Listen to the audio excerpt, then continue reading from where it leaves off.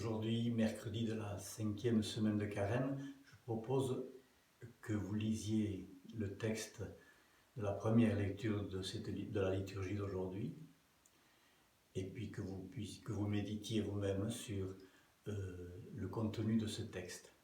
Il s'agit du livre de Daniel. Et puis un deuxième point, ce sera un texte que j'ai reçu et qui passe de main en main ou d'ordinateur en ordinateur, et que nous pourrons aussi méditer chacun de son côté. Dans la première lecture du livre de Daniel, il s'agit de trois jeunes, Sidrac, Misac et Abdenago, qui refusent d'adorer la statue en or de Nabucodonosor. Et ils sont condamnés à être jetés dans la fournaise. Je retiens personnellement leur foi.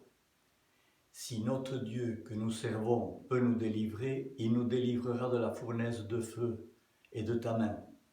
Et même s'il ne le fait pas, sois-en bien sûr, ô roi. Nous ne servirons pas tes dieux, nous n'adorerons pas la statue d'or que tu as érigée. Voilà. Sidrac, Misac et Abdenago laissent à Dieu toute sa liberté. La liberté de se faire connaître comme il l'entendra. Pas de condition. Leur foi ne se mesure pas à la récompense qu'ils pourraient attendre de Dieu pour leur foi. Voilà. Le deuxième point que je vous propose aussi, c'est une lecture d'un texte écrit par Mustapha Daleb, un poète, un écrivain du Tchad, et qui parle de l'actualité. Un petit machin microscopique appelé coronavirus bouleverse la planète. Quelque chose d'invisible est venu pour faire sa loi. Il remet tout en question, il chamboule l'ordre établi. Tout se remet en place autrement, différemment. Ce que les grandes puissances occidentales n'ont pu obtenir en Syrie, en Libye, au Yémen, ce petit machin l'a obtenu. Cessez-le-feu, trêve.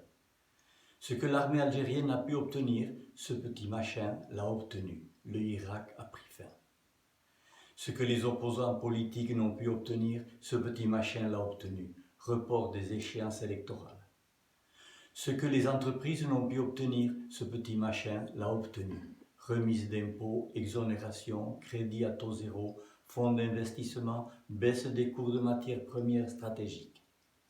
Soudain, on observe dans le monde occidental que le carburant a baissé, la pollution a baissé, les gens ont commencé à avoir du temps, tellement de temps qu'ils ne savent même pas quoi en faire. Les parents apprennent à connaître leurs enfants, les enfants apprennent à rester en famille, le travail n'est plus une priorité, les voyages et les loisirs ne sont plus la norme d'une vie réussie. Soudain, en silence, nous nous retrouvons en nous-mêmes et comprenons la valeur des mots solidarité, vulnérabilité. Soudain, nous réalisons que nous sommes tous embarqués dans le même bateau, riches et pauvres. Nous réalisons que nous avions dévalisé ensemble les étagères des magasins. Nous constatons ensemble que les hôpitaux sont pleins, que nous avons tous la même identité humaine face au coronavirus. Nous réalisons que dans les garages, les voitures haut de gamme sont arrêtées, juste parce que personne ne peut sortir. Quelques jours seulement ont suffi à l'univers pour établir l'égalité sociale qui était impossible à imaginer. La peur a envahi tout le monde, elle a changé de camp, elle a quitté les pauvres pour aller habiter les riches et les puissants.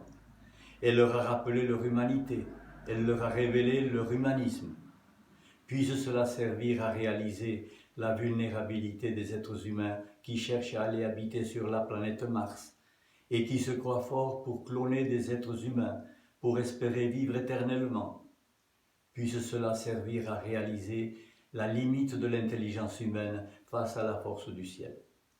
Il a suffi de quelques jours pour que la certitude devienne incertitude, que la force devienne faiblesse, que le pouvoir devienne solidarité et concertation. Il a suffi de quelques jours pour que l'Afrique redevienne un continent sûr, que le songe devienne mensonge. Il a suffi de quelques jours pour que l'humanité prenne conscience qu'elle n'est que souffle et poussière. Qui sommes-nous? Que valons-nous? Que pouvons-nous faire face à ce coronavirus?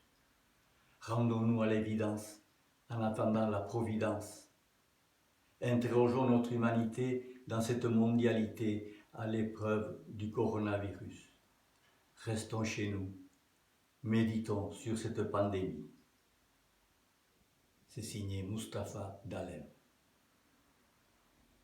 Je vous souhaite un bon moment de réflexion à partir de là. Je vous souhaite une bonne journée.